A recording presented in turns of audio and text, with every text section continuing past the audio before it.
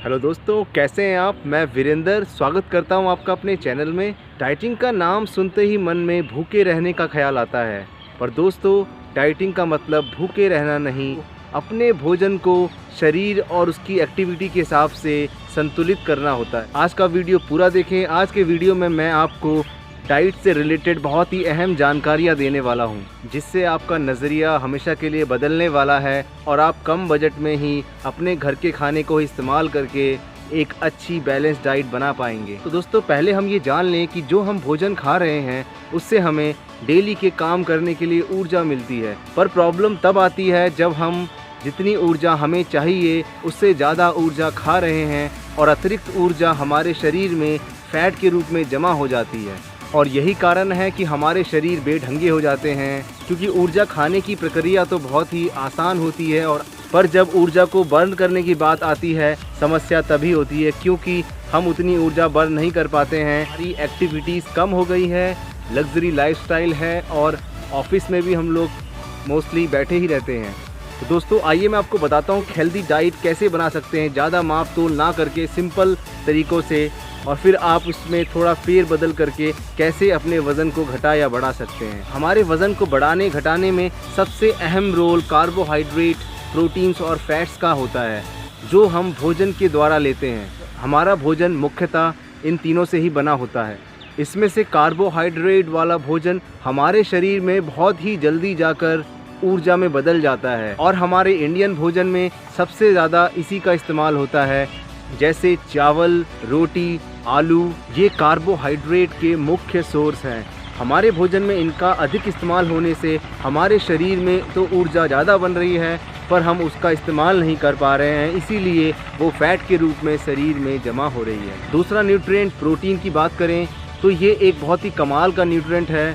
ये हमारे शरीर की मरम्मत करता है और हमारे मसल्स को बनाता है, इसलिए बॉडी बिल्डिंग की दुनिया में ये राजा है और ये काफ़ी महंगा भी होता है। इसके बाद हेल्दी फैट्स आता है, जो हमारे अच्छे दिमाग और स्किन के लिए ज़रूरी होता है। जब हम इन तीनों को सही मात्रा में खाते हैं तभी एक बैलेंस डाइट बनती है।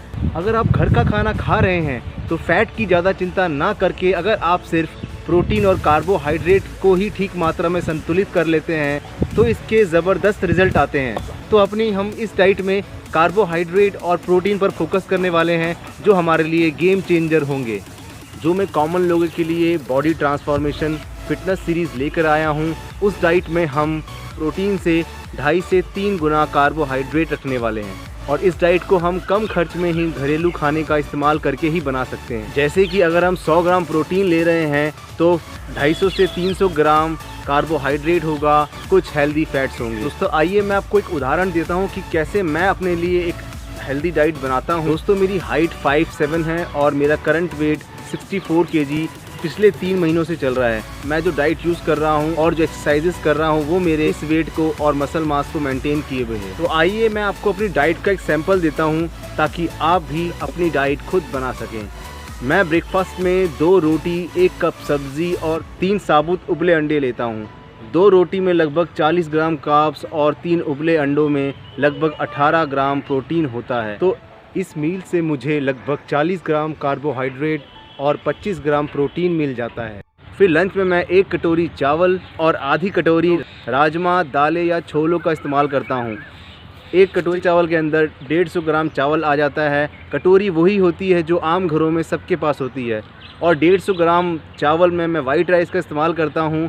लगभग 100 ग्राम कार्ब्स होता है। आधा कटोरी राजमा या दाल में लगभग 45 ग्राम कार्ब्स और 18 ग्राम प्रोटीन होता है। उसके अलावा हरी सब्ज़ी, सलाद और थोड़ी दही का इस्तेमाल भी करता हूँ। तो रफली इस डाइट को हम देखें तो मुझे इस डाइट में 150 ग्राम कार्बोहाइड्रेट और 25 ग्राम प्रोटीन मिल जाता है। इसके बाद मैं इवनिंग में स्नैक्स का इस्तेमाल करता हूँ, जिसमें मैं कुछ हेल्दी फैट्स लेने की कोशिश करता हूँ। मैं लगभग 1 मुट्ठी कोई भी ड्राई फ्रूट्स, बादाम, अखरोट, काजू का इस्तेमाल कर लेता हूँ। इसमें भी मुझे हेल्दी फैट्स के साथ लगभग 5 से 6 ग्राम प्रोटीन भी मिल जाता है। फिर लास्ट मील मेरा डिनर होता है, जिसमें अगेन मैं 2 रोटी, 100 ग्राम पनीर या 100 ग्राम चिकन का इस्तेमाल कर लेता हूँ। इस मील से भी मुझे लगभग 40 ग्राम कार्बोहाइड्रेट और 25 ग्राम प्रोटीन मिल जाता है। दोस्तों मेरी इस डाइट में लगभग 250 ग्राम कार्ब्स और 80 ग्राम के आसपास प्रोटीन रहता है, जो एक कम बजट वाली डाइट है। काफ़ी लोग इसको अफोर्ड कर सकते हैं। दोस्तों मेरी इस डाइट में कार्ब्स ज़्यादा रहते हैं, पर मैं ज़्यादा एक्टिव रहता हूँ। आधा घंटा मॉर्निंग में रनिंग और इवनिंग में 30 मिनट्स वेट ट्रेनिंग ज़रूर करता हूँ, जिससे कि मेरी बॉडी शेप में रहती है, मुझे भूखे रहना नहीं पड़ता है और मैं अपनी डाइट को बहुत इंजॉय भी करता हूँ। दोस्तों एक फिट बॉडी के अलावा हमारे शरीर के सारे ऑर्गन्स भी अच्छे से काम कर सकें और हमें बीमारियों से बचा सके, तो उसके लिए हमें विटामिन्स और मिनरल्स की ज़रूरत होती है।